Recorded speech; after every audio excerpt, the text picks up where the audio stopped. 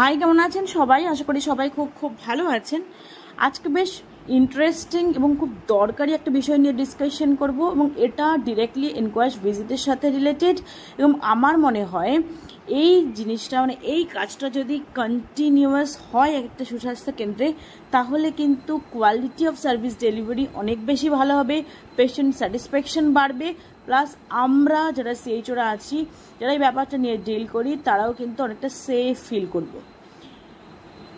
এবং অনেকেই যারা ভিজিট সামনে ফেস করবেন, তাদের মধ্যে অনেকের জানা, যারা ভিজিট ফেস করেছেন তারা এটা করেছেন, তাদের জানা, যাদের একদম জানা নেই, যাদের কাছে এই ফরম্যাটটা নেই, স্পেশালি ভিডিওটা তাদের জন্য। আপনারা দেখুন, যদি মনে হয় এরকম ফরম্যাট আপনাদের প্রয়োজন বা এক্সেল শিটটা আপনাদের প্রয়োজন, নিজের অনুসারে, নিজেদের পেশেন্ট অনুসারে, নিজেদের প্রেসক্রিপশন অনুসারে আপনি সেটা করিয়ে নেবেন, সেটা আপনাদের চয়েস। আমাকে যদি মনে হয় তাহলে আমাকে হোয়াটসঅ্যাপ করবেন অথবা কমেন্ট সেকশনে জানালে আমি আপনাদেরকে শেয়ার করে দেবো যাদের কাছে নেই।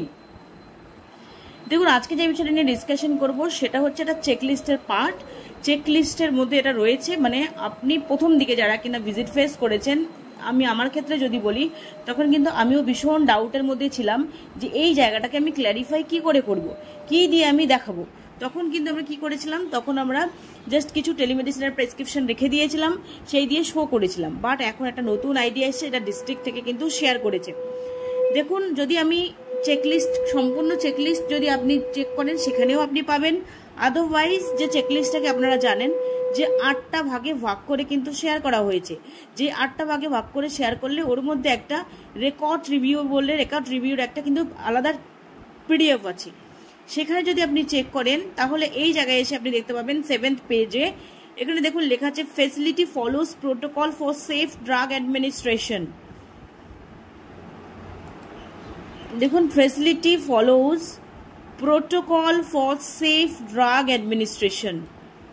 এই যে প্রোটোকল, আমাদের ফেসিলিটি যেখানে ভিজিট হচ্ছে, সেই ফেসিলিটি যে safe drug administration protocol follow করছে, আপনি কোন রেকর্ড দেখিয়ে পেশেন্ট এক্সামিনার যিনি আছেন, অ্যাসেসর, তাকে স্যাটিসফাই করবেন, তাকে আপনি যে জাস্টিফাই করবেন হ্যাঁ আমাদের সুস্বাস্থ্য কেন্দ্র safe drug administration protocol follow করে, সেটা আপনি কি দেখে জাস্টিফাই করবেন, কি দেখিয়ে জাস্টিফাই করবেন, কোন রেকর্ড দেখিয়ে।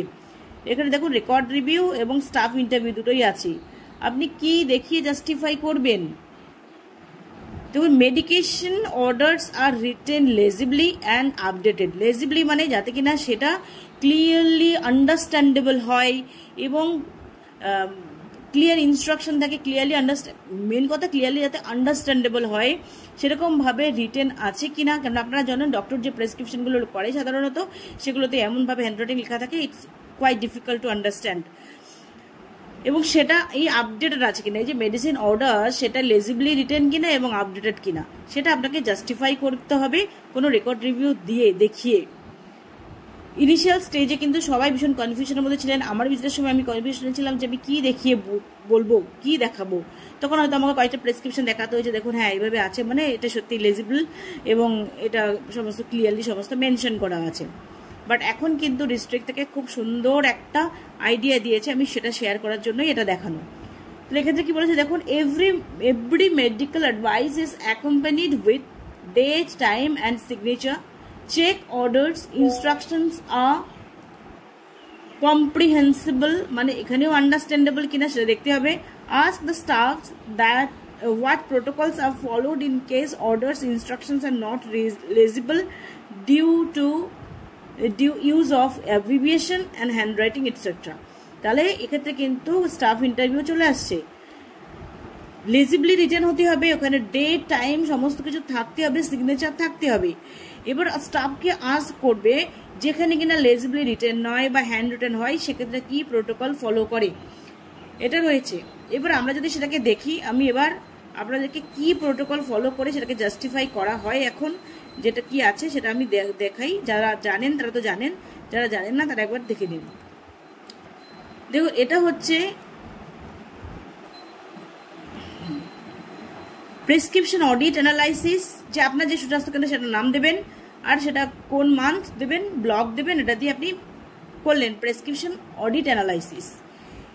এই যে অডিট, এটা যদি আপনার যে অথরিটি বিএমওই স্যার উনি বা কোনো স্পেসিফাইড যদি মেডিকেল অফিসার আপনাকে ডেজিগনেটেড থাকে আপনার ওখানের জন্য, তাহলে উনি যদি বেশ কিছু প্রেসক্রিপশন, স্পেশালি যদি 10টা পেশেন্ট ধরুন মান্থলি 10টা প্রেসক্রিপশন র্যান্ডামলি তুলে নিয়ে সেটা অডিট করে উনি শো করলো, অডিট করলো এবং সিগনেচার করে দিল, তাহলে সেটা অনেক বেশি জাস্টিফাইবল হবে। এখানে দেখুন এর মধ্যে বেশ কিছু অ্যাট্রিবিউটস রয়েছে, কি ওপিডি রেজিস্ট্রেশন নাম্বার, সেখানে প্রেসক্রিপশন ওপিডি রেজিস্ট্রেশন নাম্বার রয়েছে কিনা, complete name of the patient, পেশেন্টের নাম কমপ্লিট লেখা আছে কিনা, age in years more than 5 in years and in case of less than 5 years in months, তার মানে এজ যদি এজ কত কি লেখা আছে, 5 বছরের বেশি হলে আপনি সেখানে ইয়ার্সে লিখুন, আর 5 বছরের কম হলে সেখানে মান্থ মেনশন করা হলে সেই মান্থ মেনশন করা আছে কিনা সেইভাবে, ডেট অফ কনসালটেশন কবে কোন ডেটে কনসালটেশন দেওয়া হয়েছে সেটা মেনশন আছে কিনা, ক্লায়েন্ট যে পেশেন্ট তার যে সেটা মেনশন করা আছে কিনা, হ্যান্ড রাইটিং ইজ লেজিবল কিনা, যদি হ্যান্ড রাইটিং না হয় সেক্ষেত্রে যদি টাইপিং করা হয় তাহলে সেটা তো হয়েই গেল সেটা।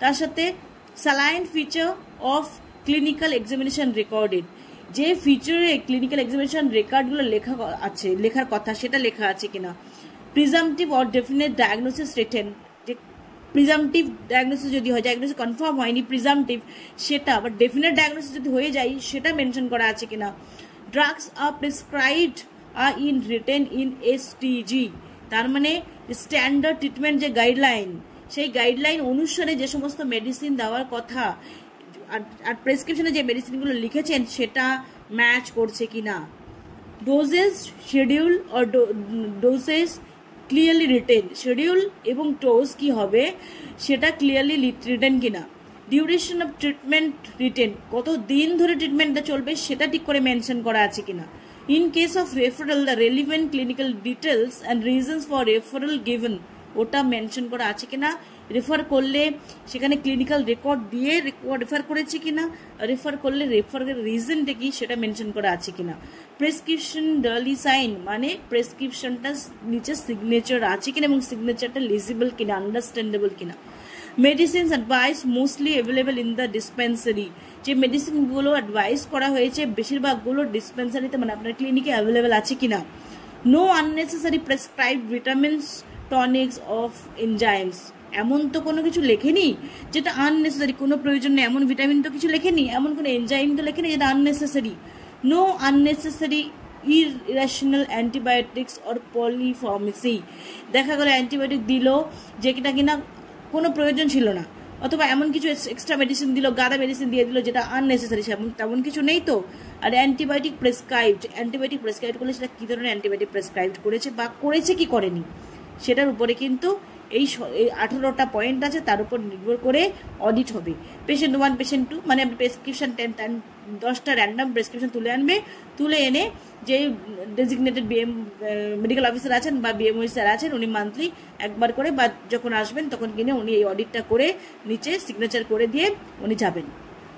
এবার সেখানে কিন্তু এই প্রেসক্রিপশন অডিট অ্যানালাইসিস আপনাকে ওটা কিন্তু শিটে আপনাকে দেখানো হলো যে এভাবে করার পরে এবার যদি সেখানে কিছু মিস্টেক্স থাকে তাহলে কিন্তু কারেক্টিভ অ্যান্ড প্রিভেন্টিভ অ্যাকশন কি নিয়েছেন উনি সেটাও কিন্তু লিখতে হবে, এইভাবে ওয়ার্ড ফর্মেটে লিখে দিতে হবে। যেমন লো পারফর্মিং অ্যাট্রিবিউটস যদি থাকে, লো পারফর্মিং অ্যাট্রিবিউটস সেখানে কি আছে, তার জন্য কি অ্যাকশন নেওয়া হয়েছে, যেমন complete name of the client, সেক্ষেত্রে দেখা গেল লো পারফর্মিং, মানে কমপ্লিট নেমটা কোনোভাবে নেই, তাহলে কি অ্যাকশন নেওয়া হয়েছে, complete name of the clients আর patients should be recorded in initial stage at the time of first visit and full name should be mention in every prescription, এটা বলে দেওয়া হয়েছে, সিএইচওকে ইনস্ট্রাকশন দেওয়া হয়েছে। আর রেসপন্সিবল পার্সন এখানে বলা হয়েছে সিএইচও, আর কতদিনের মধ্যে এটা অ্যাচিভ করতে হবে, 1 সপ্তাহের মধ্যে যাতে এটা ঠিক করা যায়, এটা কিন্তু একটা টাইম বাউন্ড অ্যাকশন প্ল্যান।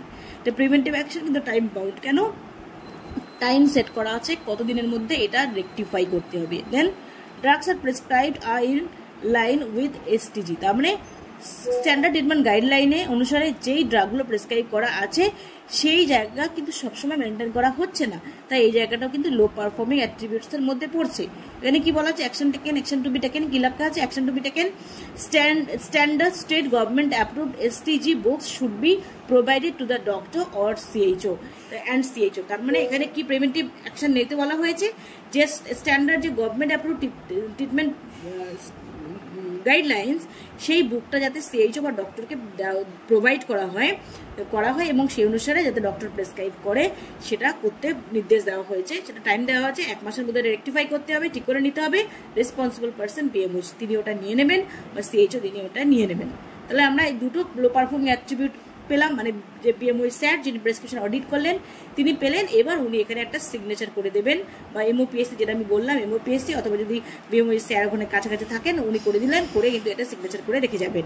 এইটা যদি করে রাখা হয় তাহলে আপনার ভিজিটের সময় যখন কিনা ওই চেকলিস্ট শো করবে, ভিজিটের সময় যখন চেকলিস্টটা অনুসারে যখন সেই জায়গাটা আসবে যে প্রেসক্রিপশন অডিট কিছু হয়েছে কিনা বা আপনার প্রেসক্রিপশন যে দেওয়া হয় সেটা স্ট্যান্ডার্ড ট্রিটমেন্ট গাইডলাইন অনুসারে দেওয়া হয় কিনা, দেখুন এখানেও আছে যেটা ন্যাশনাল ইউজ অফ ড্রাগস, তাহলে এটাও কিন্তু এই ক্রাইটেরিয়াটা কিন্তু ফুলফিল করছে যে স্ট্যান্ডার্ড ট্রিটমেন্ট গাইডলাইন ফলো করা হচ্ছে কিনা। দেখুন check availability of standard treatment guideline, তার মানে সিএইচওর কাছে যদি থাকে বা ডক্টরের কাছে যদি থাকে সেটা তো হয়ে গেল, দেখে উনি বুঝতে পারবে।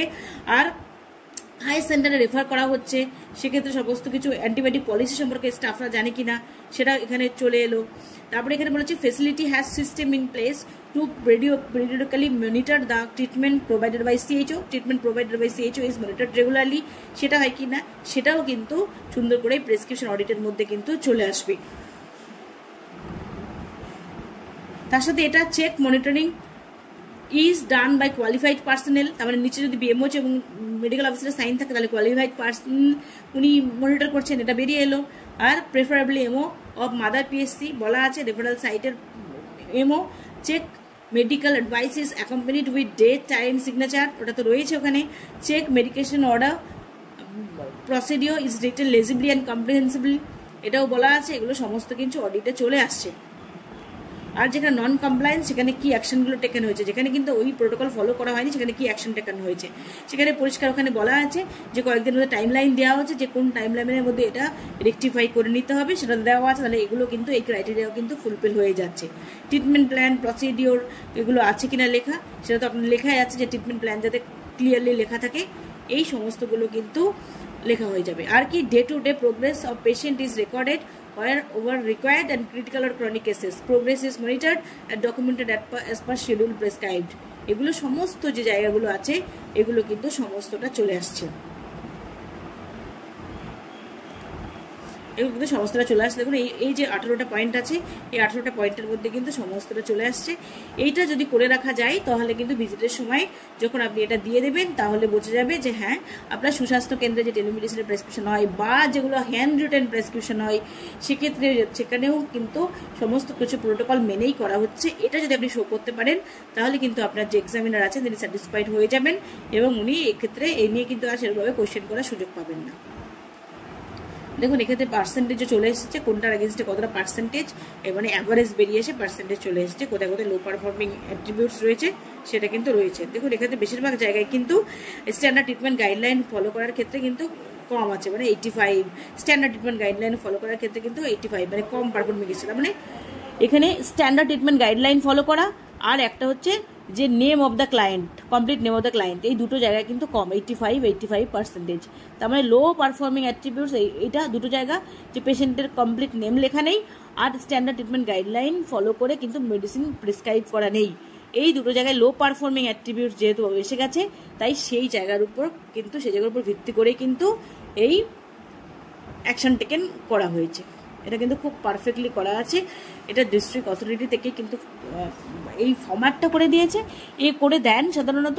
এবার যে সিএইচও আছেন বা নিজের জায়গা নিজের প্রেসক্রিপশনগুলো নিয়ে ডক্টরকে দিয়ে ওটা করিয়ে নিয়ে আপনারা নাম্বারগুলো বসাবেন, ওটা করিয়ে নিয়ে তখন কিন্তু কি অ্যাকশন নেওয়া হবে এটা আপনাকে ফিল করতে হবে। ফিল করে আপনি এটাকে ডক্টরকে দিয়ে সাইন করে প্রিন্ট আউট করে রেখে দেবেন, যখন ভিজিটার আসবে তখন ভিজিটারকে আপনি এটা শো করবেন। আশা করি ভিডিওটা ভীষণ কাজে লাগবে সবার ক্ষেত্রে। আর যাদের ক্ষেত্রে এখনও মানে ইনকোয়াশ ভিজিট নেই তারাও যদি এটা করে রাখতে পারেন যখন তখন কোথাও থেকে ভিজিটে আসলে এটা কিন্তু আপনি দেখাতে পারবেন, কেননা ওই চেকলিস্টটা কিন্তু আমাদের স্ট্যান্ডার্ড যে সার্ভিস প্রোভাইড আমরা করি সেটার প্রুফ। ওখানে যদি আপনি ভালো নাম্বার পান বুঝতে হবে যে আপনার ওভারঅল যে পারফরমেন্স সেটা সত্যিই খুব ভালো এবং আপনি স্ট্যান্ডার্ড মেনটেন করে কাজ করছেন। তাই এটা ভিজিট না হলেও কিন্তু রাখাটা আমার মনে হয় ম্যান্ডেটরি। ভালো থাকবেন সবাই, বাই, দেখা হবে নেক্সট ভিডিওতে। যদি ভিডিওটা ভালো লেগে থাকে আপনারা লাইক করবেন আর চ্যানেলে নতুন হয়ে থাকলে চ্যানেলটা সাবস্ক্রাইব করবেন।